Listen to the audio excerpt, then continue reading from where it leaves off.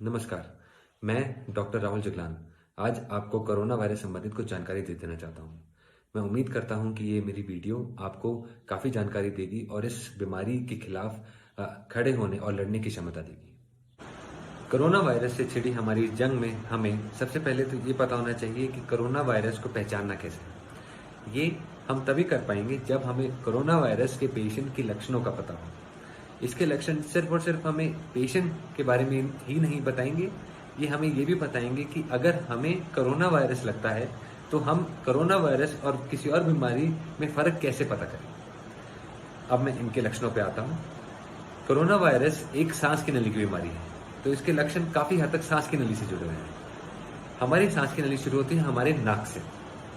तो जब corona virus हमारे नाक पर पहुंचता है तो ये क्या करता है, नाक को खराब करता है। नाक खराब होने से क्या होता है, हमारी नाक में जुकाम आता है। तो इसका सबसे पहले लक्षण बन जाता है जुकाम। दूसरी चीज, जब ये वायरस और नीचे पहुंचता है तो ये पहुंचता है हमारे गले तक। जब ये गले में पहुंचता है तो ये कुछ कॉलोनीज बनाता है और ये वहां रहता है। जब ये वहां रहता है तो ये क्या करता है, हमारे गले को खराब, जब हमारे गले को खराब करता है तो हमारे गले में क्या होता है, दर्द।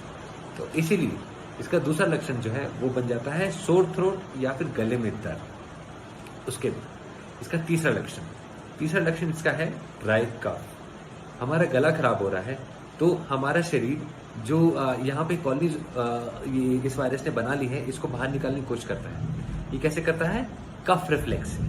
कफ रिफ्लेक्स से क्या होता है, हमें बहुत ज्यादा खांसी आती है। अब यहाँ पर आपको एक फर्क पता होना चाहिए, जो कि है सूखी और गीली खांसी में फर्क। सूखी खांसी में बलगम नहीं होता है, गीली खांसी में बलगम भी आता है।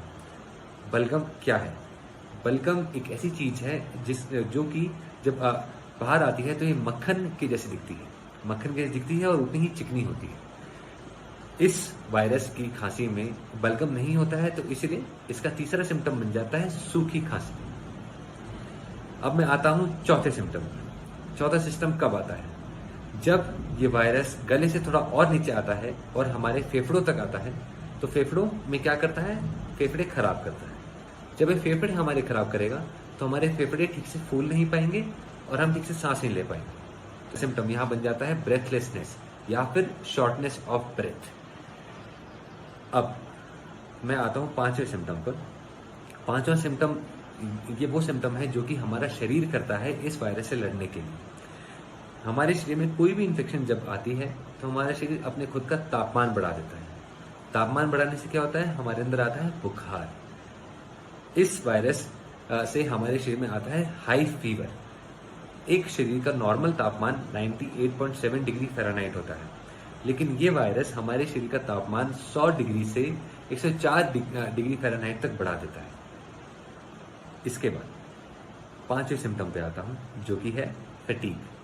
देखिए, हमारे शरीर में इतना कुछ चल रहा है, हमारे शरीर में वायरस आ गया, हमारे शरीर में सांस की कमी होगी, हम इतना खांसी कर रहे हैं, क्या हमारा शरीर थक सकता है? हाँ। तो इसलिए इसका छठवां सिम्टम बन जाता है थकावट या फिर फटीग। उसके बाद कुछ ऐसे सिम्टम हैं जो कि आपको हर पेशेंट में नहीं मिलेंगे, जो कि है सर में दर्द, पेट में दर्द, लेकिन ये सिम्टम भी आ सकते हैं, तो हमें इनका भी ध्यान रखना है। इसके बाद लास्ट सिम्टम पे मैं आता हूँ, वो जो कि है एक ऐसा सिम्टम जो कि आपको इजीली नहीं मिलेगा, जो है बेहोशी।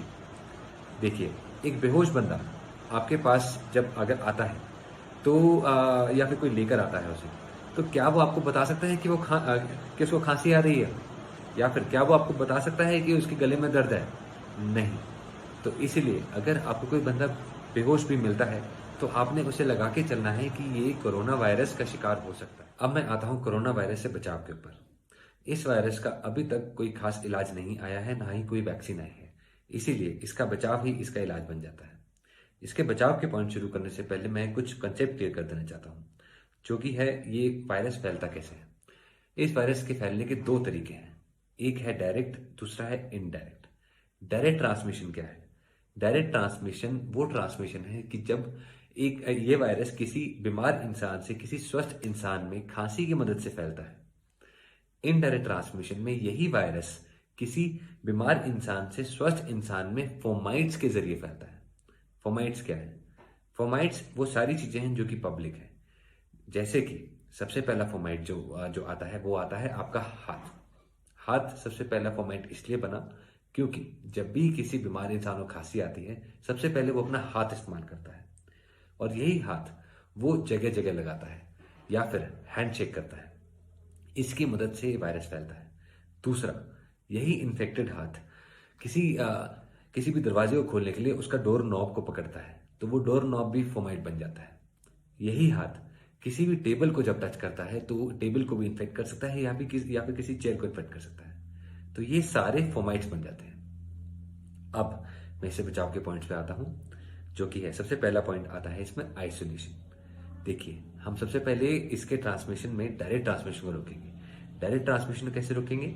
जो बीमार बंदा है जो बीमार इंसान है उसी को हम थोड़ा अलग कर दें। दूसरा पॉइंट आता है सोशल डिस्टेंसिंग का। सोशल डिस्टेंसिंग क्या है? देखिए, ये वायरस अगर कहीं फैलता भी है, अगर किसी की खांसी से फैलता है तो ये 1 मीटर से ज्यादा दूर तक नहीं जा सकता। इसलिए हमें किसी भी इंसान से सिर्फ 1 मीटर की दूरी बनाए रखनी है और उसी को सोशल डिस्टेंसिंग कहा गया है। तीसरा पॉइंट जो कि है कफ एटिकेट। अगर आपको खांसी भी आती है, क्योंकि अभी मौसम वैसा है, तो आपको खांसने का मेन तरीका पता होना चाहिए। देखिए, जैसे मैंने आपको बताया था कि सबसे पहला फोमाइट क्या बनता है, जो कि है आपके हाथ। आपको यही ध्यान में रखना है कि आप अपने हाथ पे ना खांसें। तो सबसे पहला पॉइंट जो आता है आपके खांसने का तरीका, जो कि होना चाहिए कि जब भी आपको खांसी आए तो आप ऐसे ना खांसें और ऐसे खांसें।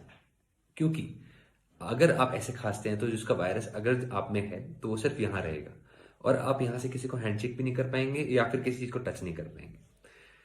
उसके बाद कोशिश कीजिए कि आपने खुद ने मास्क पहना हो, ताकि अगर आपको खांसी आए तो किसी और को ना पहुंचे या फिर किसी और की खांसी आप तक ना पहुंचे। चौथा पॉइंट, पर्सनल प्रोटेक्शन। ये वायरस जो हमारी स्किन है उसके आर पार जाना इसका बहुत मुश्किल है, लेकिन ये कहाँ से जा सकता है? जहां पे हमारी स्किन पतली है। वो कौन सी जगह है? वो जगह है हमारी आंख, नाक और मुंह। तो हमने पर्सनल प्रोटेक्शन के लिए इन्हीं को कवर करना है। आंखों को कवर करने के लिए आपके पास गॉगल्स होने चाहिए। नाक और मुंह को कवर करने के लिए आपके पास मास्क होना चाहिए। कोशिश कीजिएगा कि ये मास्क हमेशा 3 लेयर्ड मास्क हो। डिस्पोजेबल मास्क जो मार्केट में अवेलेबल हैं, ये आपको 6 से 8 घंटे ज़्यादा नहीं पहनने चाहिए। और जो रीयूजेबल मास्क हैं उनको आपको कम से कम दिन में 3 से 4 बार धोना चाहिए किसी डिसइंफेक्टेंट के साथ। पांचवा पॉइंट, कोशिश कीजिए कि कभी भी आप अपने हाथ से अपने फेस को ना रब करें, क्योंकि जैसे मैंने आपको बताया था कि आपका हाथ ही आपका सबसे पहला फोमाइट है। बाई चांस भी अगर ये वायरस आपके हाथ पे हुआ तो ये आपकी आंख, नाक और मुंह के जरिए आपके अंदर जा सकता है। छठा point, proper hand wash. Hand wash कम से कम 20 सेकंड से लेके 60 सेकंड तक होना चाहिए। और इसमें आपको क्या ध्यान रखना है कि आप जब हैंड वॉश करेंगे तो सबसे पहले अपने हाथ के जो अंदरूनी हिस्सा है उनको साफ करेंगे। उसके बाद बाहरी हिस्से को साफ करेंगे, उंगलियों के बीच में साफ करेंगे, एक एक उंगली को ध्यान से साफ करेंगे, नाखूनों के नीचे साफ करेंगे। और कोशिश कीजिए कि जब आपने अपने हाथ को साफ कर रहे हैं तो अपने हाथ को यहां तक साफ कीजिए, क्योंकि हो सकता है कि ये वायरस आपके ऊपरी हाथ से इससे निकलकर नीचे वाले हाथ तक आ गए हो। सातवां पॉइंट, स्मोकिंग।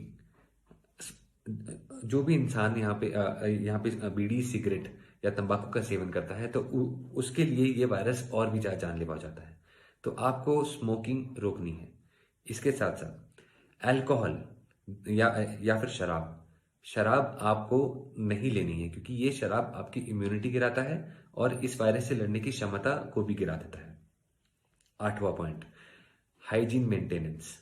हाइजीन में 2 मेन चीजें हैं, एक तो है पर्सनल हाइजीन, दूसरा है कम्युनिटी हाइजीन। पर्सनल हाइजीन का आप कैसे ख्याल रखेंगे? पर्सनल हाइजीन में आपको ये ध्यान रखना है कि जब भी आप बाहर से आए तो आप एक अच्छी तरह आप बेथिंग करें या फिर स्नान कीजिए और अच्छी तरह अपने अपने शरीर को जो भी एक्सपोज पार्ट रहा है उनको साबुन से साफ करें। कम्युनिटी हाइजीन आप कैसे करेंगे? आप इसमें हाइजीन केमिकल्स की मदद ले सकते हैं। हाइजीन केमिकल कौन कौन से हैं? सबसे सबसे पहला हाइजीन केमिकल जो कि सबसे कारगर है इसके खिलाफ, वो जो है हाइपोक्लोराइड सोल्यूशन। ये आप कैसे बनाएंगे? हाइपोक्लोराइड सोल्यूशन को बनाना बहुत आसान है। आपको सिर्फ और सिर्फ ब्लीचिंग पाउडर लेना है 30 ग्राम, जो कि आप 1 लीटर पानी में मिक्स करेंगे। अब इसमें इसके नीचे कुछ चूना नीचे नीचे गिरेगा, आपने उसको हटाना है और जो ऊपरी पानी है उनको स्प्रे कैन्स में डाल लें, ताकि आप किसी भी जगह को ये स्प्रे करके उसको डिसइंफेक्ट कर सकें। लेकिन ध्यान में रखें कि आपको ये जब भी आपने स्प्रे किया तो उसके बाद आधे घंटे तक उस जगह को छोड़ना है, ताकि वो अच्छी तरह अपना काम कर सके और उसके बाद उसकी सफाई करनी है। दूसरा हाइजीन केमिकल जो कि है क्रिसोली ब्लैक। क्रिसोली ब्लैक मोस्टली ये इस्तेमाल होता है जमीन या फिर ये दीवारों को साफ करने के लिए। उसके बाद क्लोरहेक्सिडीन सोल्यूशन, जिसका दूसरा नाम है डेटॉल। डेटॉल से भी आप सफाई कर सकते हैं। और अल्कोहल सैनिटाइजर्स, प्लीज ध्यान में रखिए कि अल्कोहल सैनिटाइजर कम से कम 70% इसमें अल्कोहल हो। बाहरी जानवर, इनसे थोड़ी दूरी बना के रखें, क्योंकि ये वायरस उनमें भी हो सकता है। और जब भी आप मीट पका रहे हो तो आप इसका ध्यान रखें कि ये मीट अच्छी तरह पका हो, और मीट को पकाने से पहले इसको आप कम से कम 20 मिनट तक बॉईल करें। सबसे जरूरी पॉइंट जो अब आ जाता है वो है इसकी रिपोर्टिंग का। देखिए, कोरोना वायरस एक ऐसी बीमारी है जो कि बहुत जल्दी फैलता है, तो इसकी रिपोर्टिंग भी बहुत जरूरी है। अगर आपको लगता है कि आपको कोरोना वायरस हो गया है या फिर आपके आसपास किसी को हो गया है, तो इसकी रिपोर्टिंग जल्द से जल्द करें, ताकि हम उस पेशेंट को जल्दी से जल्दी ट्रीटमेंट दे सकें और इसका और फैलाव ना हो पाए। यहाँ तक कोरोना वायरस के मेरे कुछ जो पॉइंट थे खत्म होते हैं। धन्यवाद।